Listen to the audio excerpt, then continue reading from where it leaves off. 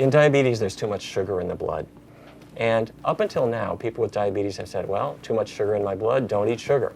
Well, we reasoned that in countries like China, Japan, Thailand, Cambodia, where it's a very high carbohydrate diet but a very low fat diet, given that they have the lowest diabetes rates in the world, we thought it's not carbohydrate.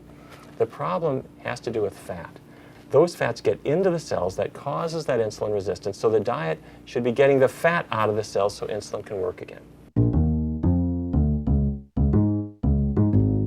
Type 2 diabetes used to be called adult onset. The problem is that the insulin, which is this hormone that acts like a key to let the sugar out of the blood into the muscle cells, where it can power your movements, that insulin key isn't working very well. Starting in 2003, the US government funded my team to test a totally vegan diet. I'm talking about no animal products at all, but it wasn't a low-carb diet at all. People could eat rice and pasta all they wanted, and it worked dramatically well, better than a more conventional diabetes diet. People lost weight, their blood sugars came down, their cholesterols fell, and oddly enough, they found it easier to follow this kind of diet because we didn't make them count calories. They could eat as much as they wanted.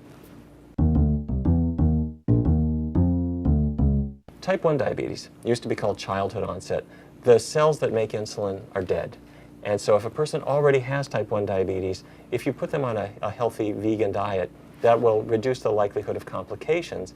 There are researchers who now believe that one of the big triggers for type 1 diabetes is dairy products. It turns out that proteins in cow's milk, the body recognizes them as foreign proteins. The body makes antibodies to destroy them. Those same antibodies then destroy the insulin-producing cells in the pancreas. And there's a major study right now that's nailing down whether, if kids are breastfed and they are not given a cow's milk protein at all during infancy, that we might be able to reduce the risk of type 1 diabetes. The evidence so far says that's exactly right.